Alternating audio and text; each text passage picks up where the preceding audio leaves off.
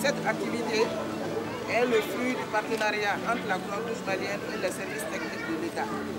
La commune 5, de par sa situation géographique, est fortement engagée dans la prévention et la gestion des crises et catastrophes. L'événement qui nous réunit aujourd'hui revêt une importance capitale. Cet exercice-là, c'est le second que nous menons depuis 2 ans avec le concours de la protection civile que nous remercions ici, du centre Secogec et de toutes les forces et des partenaires au niveau de la prévention et de la gestion des catastrophes. Alors donc aujourd'hui, l'aléa qui a été choisi, c'est les inondations fluviales couplées à des inondations pluviales. Alors donc nous allons pouvoir identifier quelles sont les capacités des différents acteurs, y compris la Croix-Rouge, en cas d'inondation. Nous avons aussi tous les partenaires de la Croix-Rouge du Mali, du mouvement, y compris le CICR, la Croix-Rouge néerlandaise et les autres acteurs du mouvement de la Croix-Rouge qui sont avec nous. Donc je voudrais tout simplement remercier et j'espère qu'à la fin de cet exercice-là, nous pourrons identifier quelles sont les avancées que nous avons, mais aussi quels sont les défis en matière de réponse en cas d'inondation. Je salue l'initiative prise, n'est-ce pas, par la Croix-Rouge.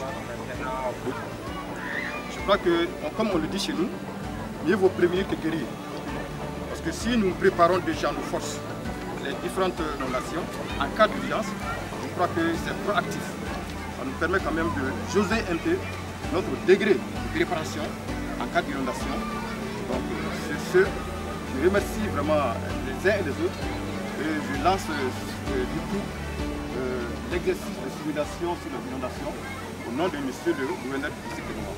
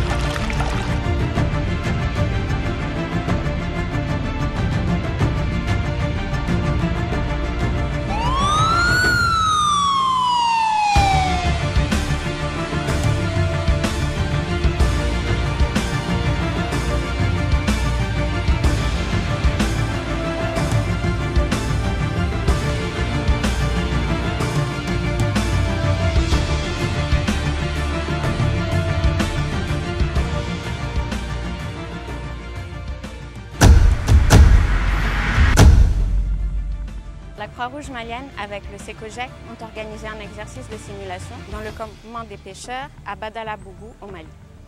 Il s'agissait d'un exercice de simulation sur un scénario d'inondation qui a impliqué différents services techniques. Il y avait bien sûr les volontaires de la Croix-Rouge malienne. Donc ça a été une journée pleine d'apprentissage.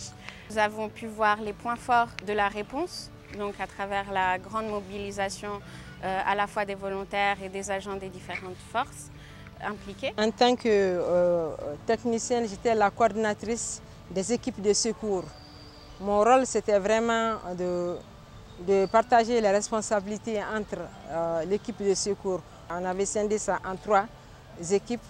On avait des secouristes qui étaient vraiment là pour le maquillage. Ils étaient là avec moi avec le maquillage. Certains étaient là, 8 personnes étaient là, c'était les brancardiers. On avait encore 12 secouristes qui étaient vraiment les secouristes pour donner les soins, les premiers soins aux victimes. Donc on avait une équipe aussi de sensibilisation qui était là pour sensibiliser les populations. Et maintenant on avait appuyé la protection civile aussi pour suivre un peu les victimes qui étaient vraiment les noyés, pour voir comment les extraire et les acheminer vers le poste de secours. Donc on avait 2 postes de secours. Il y avait un premier poste de secours de tri.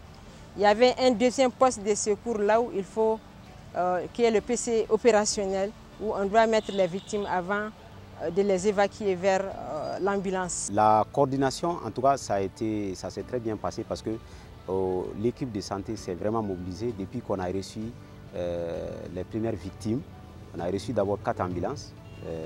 Dans les ambulances, il y avait les victimes. Ils se sont mobilisés et ils ont eu des renforts après, quand il y a eu, comment on appelle, la deuxième évacuation. Et moi, en tant qu'agent de la Croix-Rouge qui était sur le terrain, je coordonnais avec le médecin-chef adjoint qui était vraiment responsable de l'activité et qui aussi était en contact avec les urgentistes, les chirurgiens qui étaient là pour vraiment s'occuper des victimes qui venaient. Et en amont également, l'équipe sur le terrain aussi, on était en contact. Il y avait ici une équipe aussi qui était en poste avancé. On était en contact pour savoir comment ça se passe sur le terrain. Est-ce qu'il y a d'autres victimes qui sont en train de venir? Donc le nombre de victimes était déjà communiqué par l'équipe terrain à moi et qui communiquait également avec l'équipe de santé sur place. Dans cette activité, j'étais dans le groupe des secouristes. C'est nous qui faisions les premiers secours avant le transport des victimes à l'hôpital. Les victimes ont eu un premier soin sur le terrain avant d'être vraiment au niveau du centre de santé. Et ça, c'est très important parce que quand on prend les premiers secours, on dit que c'est les gestes qui sauvent. Il y a des petits gestes, on les dit petits gestes, mais c'est des gestes qui peuvent même sauver la vie d'une personne. Donc, ça veut dire que vraiment les volontaires qui étaient sur le terrain, les volontaires de la Croix-Rouge, ont vraiment su montrer du professionnalisme, en tout cas en mettant les victimes dans les conditions minimum de sécurité avant vraiment de les amener au centre de santé. Donc cela a facilité la prise en charge de certains cas aux agents de santé qui étaient déjà sur le terrain. Surtout ceux qui saignaient, donc il y avait déjà un pansement compressif. Déjà l'hémorragie était presque gérée, déjà, surtout des cas de blessés vraiment qui étaient déjà arrivés. Donc vraiment ça trouve que ils ont déjà fait un premier geste qui pourrait vraiment aider éventuellement à l'arrêt de l'hémorragie et faciliter davantage le travail des agents de santé. Nous venons de participer tout de suite à un exercice grandeur nature portant sur un cas d'inondation au niveau des berges du fleuve Niger.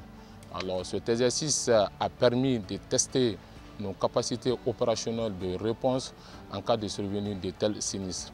Vraiment, l'exercice était multisectoriel, il y avait plusieurs acteurs, notamment la Croix-Rouge, la protection civile, la garde, la gendarmerie, toutes les autres forces concourant à la réussite d'une mission de sauvetage en cas d'inondation. L'exercice est proprement bien passé. Qu'à cela ne tienne, un exercice est fait pour pouvoir dégager des lacunes et des points positifs. Alors, comme lacune, nous avons constaté, entre autres, un défaut de communication, de coordination entre les différents acteurs engagés sur le terrain. Nous avons également constaté un effectif pléthorique des volontaires de la Croix-Rouge. Il y avait plus de sauveteurs même que de victimes. Ensuite, à l'arrivée des autres forces qui devaient assurer le zonage, le périmètre de sécurité de la zone d'intervention, notamment la police, la garde, ce périmètre de sécurité a été plus ou moins un peu restreint, ce qui a fait que certains badauds, certains individus qui ne faisaient pas partie de l'exercice ont pu pénétrer sur la scène de l'opération. Voilà. Donc, qu'à cela ne tienne, ces lacunes ont été relevées en comité restreint au cours d'un débriefing au niveau du SECOJEC. Elles ont été répertoriées et nous osons espérer que dans les exercices futurs, ces lacunes seront corrigées.